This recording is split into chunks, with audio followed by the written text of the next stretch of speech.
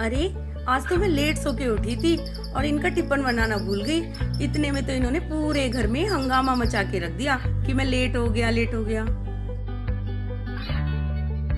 अरे ये तो कंचन है ना? हाँ है तो कंचन ही, पर काफी दिनों बाद नजर आई ये। ऐसे कहाँ चली गई थी? अरे तुम्हें पता नहीं, इनकी पूरी फैमिली तो माता वैष्णो देवी के दर्शन के लिए गई हुई थी। अच्छा, नमस्ते। नमस्ते जी नमस्ते। आओ कंचन बैठो। और सुनाओ, कैसी हो, क्या हालचाल है? अच्छी हूँ, कृपा है माता रानी की। और मैं तो ये कहूँगी, ऐसी मेहर माता रानी सब पर करे। अच्छा, ऐसा क्या कर दिया आपकी माता रानी ने? और आप माता की ही इतनी पूजा क्यों करते हो? आपके धर्म में तो 33 करोड़ देव देवता बताते हैं। रिहाना जी, मैं शेरा वाली माता की पूजा इसलिए करती हूँ क्योंकि उनकी कृपा से आज हमारे पास किसी प्रकार की कोई कमी नहीं है। इसीलिए तो मैं कई बार माता वैष्णो देवी के दर्शन भी करके आई हूँ, ताकि उनकी कृपा हमारे ऊपर ऐसी बनी रहे। और हाँ, आपको पता है, मैं कथा, कीर्तन और जगराते भी करती हूँ, जिससे भाई मुझे तो पूरा विश्वास है कि मैं स्वर्ग में पक्का जाऊंगी। तो फिर आप ही बता दो, मैं शेरा वाली माता को कैसे छोड़ सकती हूँ? सुनो बहन, हम तो काली माता की पूजा करते हैं और बलि देते हैं और सिर्फ उन्हीं की आरती करते हैं, जिससे मेरी माता मुझे मन चाहा फल देती है। और सच मानो, मेरी किस्मत तो जैसे सोई पड़ी थी, जो माँ काली ने ही आके जगाई। मैं तो यही कहूँगी बहन कि ऐसी देवी और कोई नहीं। लेकिन बहन, आप तो बकरे की गर्दन एकदम झटके से काट देते हो, जिससे उसकी रूह दोजक, जिसे आप नर्क कहते हो, वहाँ चली जाती है और उसे खाने वाले को भी पाप लगता है। हम भी तो बकरीद मनाते हैं, लेकिन पहले कुरान शरीफ का पढ़ते हैं, फिर बकरे को हलाल करते हैं, जिससे हमें कोई पाप भी नहीं लगता। बकरे की रूह भी जन्नत में जाती है। अरे दीदी, आप आपस में बेमतलब में क्यों खींचातानी कर रही हो? क्या आपको पता है कि स्वर्गलोक में जाने के बाद अपने पुण्य को खत्म करके वापस इसी मृत्यु लोक में आकर कुत्ते, गधे, बिल्ली आदि 84 लाख योनियां धारण करनी पड़ती हैं। और हाँ, बुरा मत मानना, आप तो अनजान गुरुओं के फंसी पड़ी हो, क्योंकि ना तो वो काली माई बकरे मांगती है और ना ही वो अल्लाह बकरे खाता है। ये तो केवल मनमुखी साधना है। आपको तो पता ही है रिहाना दीदी, ना तो हजरत मोहम्मद जी ने कभी मांस खाया और ना उस समय पर हुए उनके 1,80,000 शिष्यों ने कभी मांस को छुआ। वो तो केवल रोजा रखते थे, बंग तथा नमाज किया करते थे। उन्होंने कभी भी बकरे, मुर्गे आदि पर कर्द नहीं चलाया। और हाँ किरण दीदी, यदि आपकी भक्ति साधना ठीक है, तो क्या किसी वेद शास्त्र में इस बात का प्रमाण है कि काली माता पर बकरे चढ़ाओ? नहीं ना, तो फिर क्यों आप अपने ही सदग्रंथों के विपरीत साधना किया करती हो?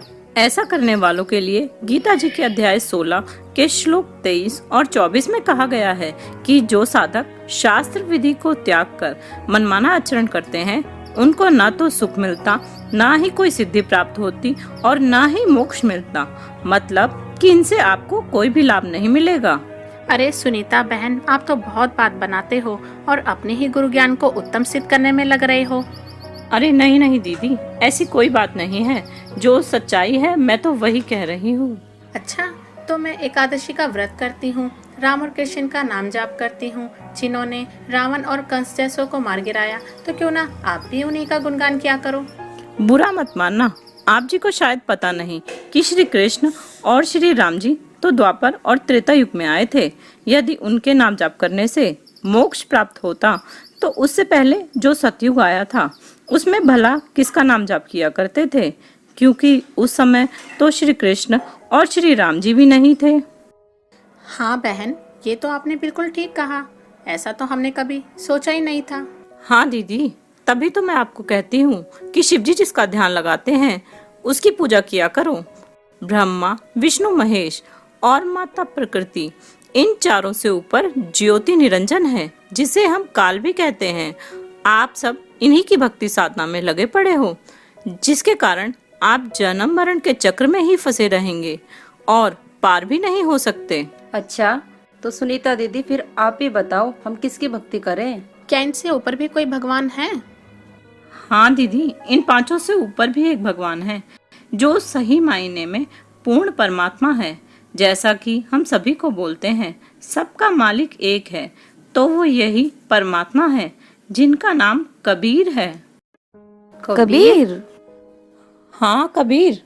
और ये सिर्फ मैं ही नहीं कह रही, सभी धर्मों के धर्म ग्रंथ भी यही प्रमाणित करते हैं। जैसे प्रमाण के लिए ऋग्वेद मंडल नंबर 9 सूक्त 96 के मंत्र 17 में, गुरु ग्रंथ साहिब के पृष्ठ संख्या 721 पर और पवित्र कुरान शरीफ सूरत फुरकानी 25 की आयत 52 से 59 में भी उस कबीर अल्लाह का ही गुणगान किया गया है। सुनीता दीदी, आपको इन सदग्रंथों का इतनी गहराई से ज्ञान कैसे हुआ? हाँ दीदी, बताओ ना। हाँ बताती हूँ। मैं भी पहले इन्हीं देवी देवताओं की पूजा किया करती थी। सभी तीर्थों पर मैं और मेरे पति साथ जाते थे, सभी व्रत भी किया करती थी। लेकिन इतना करते करते भी मेरे घर में सुख शांति नाम की कोई चीज नहीं थी, जिसके कारण मैं अनेक धर्म गुरुओं के पास भी गई, मगर उनसे भी कोई लाभ ना होता। तो वो यही कहते थे कि ये तो आपके प्रारब्ध के कर्म हैं जो आपको भोगने ही पड़ेंगे। उसके बाद तो आपको पता ही है, मेरे पति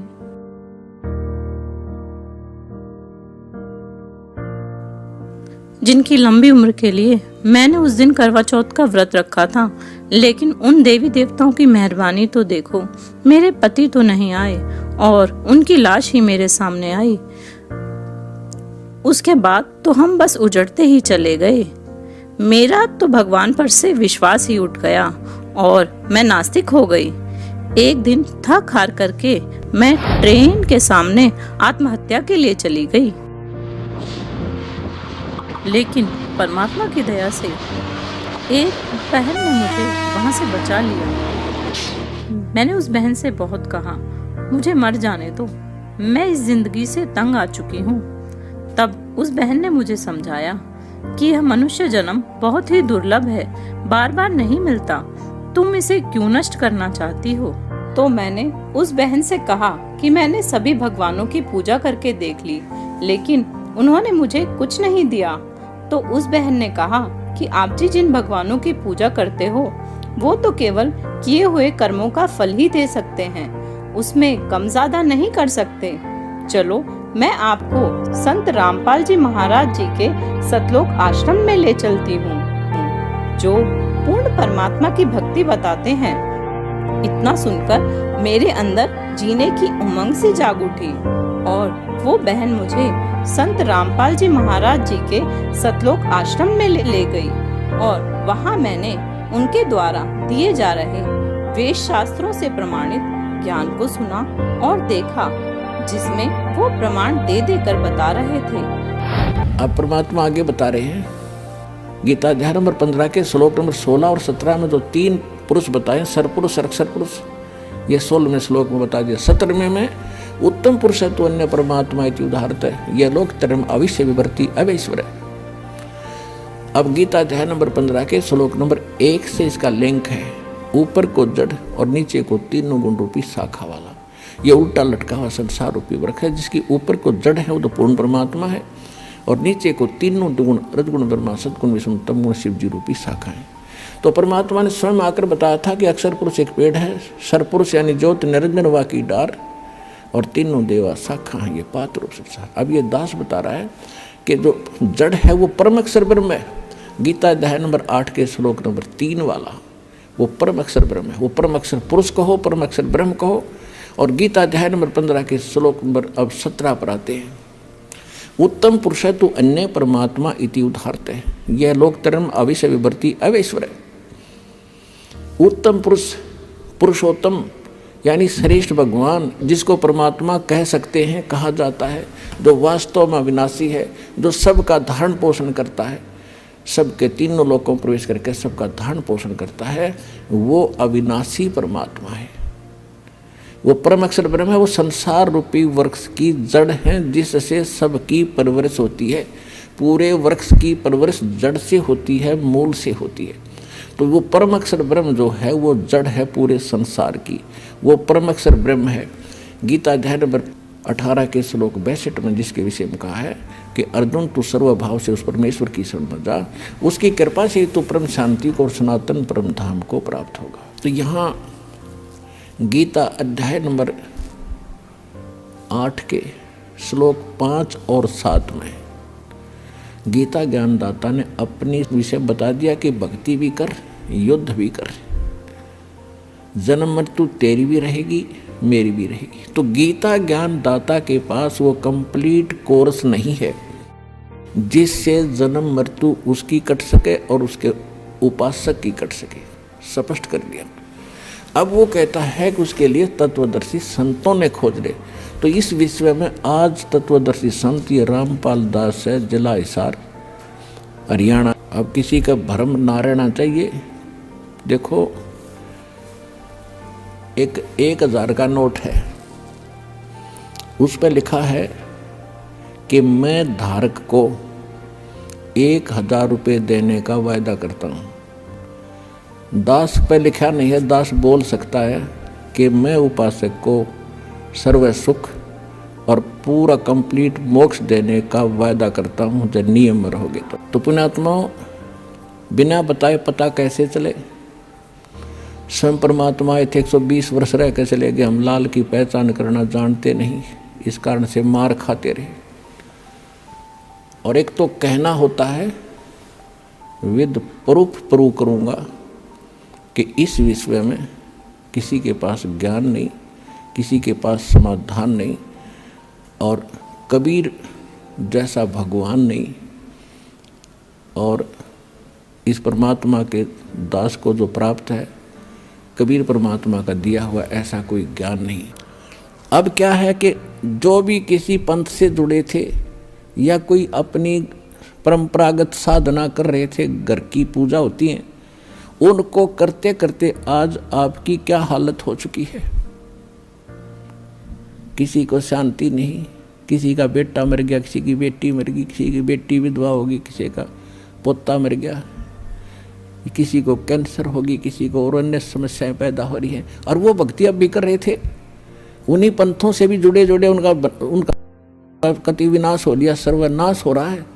अब राधा स्वामी पंथ से, धन सतगुरु पंथ से, आसाराम से, इन सब से, ये कुमार स्वामियों के वहाँ भटक गए और उनसे कोई लाभ ना मिला, कति सर्वनाश हो लिया। अब यहाँ रो रहे हैं, अब कोस रहे हैं उनको कि हमारा जीवन खो दिया 20-20, 30-30 वर्ष।